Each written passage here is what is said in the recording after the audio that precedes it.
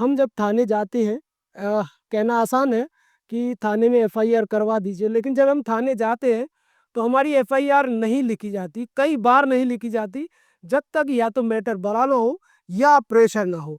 अगर ऐसी स्थिति बनती है तो जो एक प्रार्थी है उसके पास क्या जो उसके रेमेडीज वगैरह हैं? देखिए, आज आज भी हमारे देश में लोगों को कोर्ट पे भरोसा है। वे बोलते हैं ना, I will see you in court.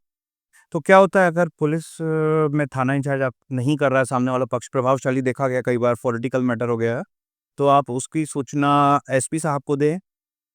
और मैं तो आपको सलाह दूंगा, नहीं लिख रहे तो देखिए, ये बात ऐसी है कि आप स्पीड पोस्ट से भी आप भेज सकते हैं अपनी कंप्लेन को, तो एक रिकॉर्ड हो जाएगा, ट्रैक रिपोर्ट ऑनलाइन कर सकते हैं। तो भी अगर रजिस्टर नहीं हो रहा, आप एसपी साहब को दें। अगर वहाँ भी आपका काम नहीं हो रहा है, तो आप डायरेक्ट मजिस्ट्रेट के सामने आप 2 तरीके से जा सकते हैं। तो कि एसपी साहब अब डायरेक्शन नहीं दे रहे हैं इसमें, आप उसमें जा सकते हैं।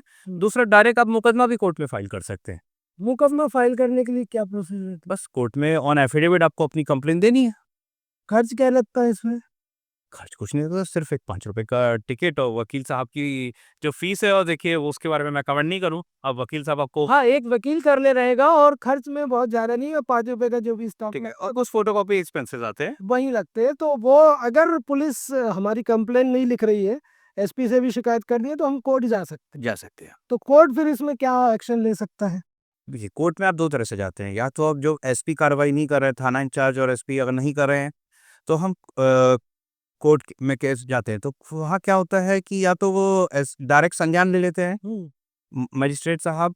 तो वो क्या होता है, जब डायरेक्ट कंप्लेंट फाइल होती है 210 में, पहले 200 में होती थी सीआरपीसी में, आजकल 210 में होती है, तो उसमें संज्ञान लेते हैं। तो वो पूरा ट्रायल खुद चलाते हैं अपने सामने।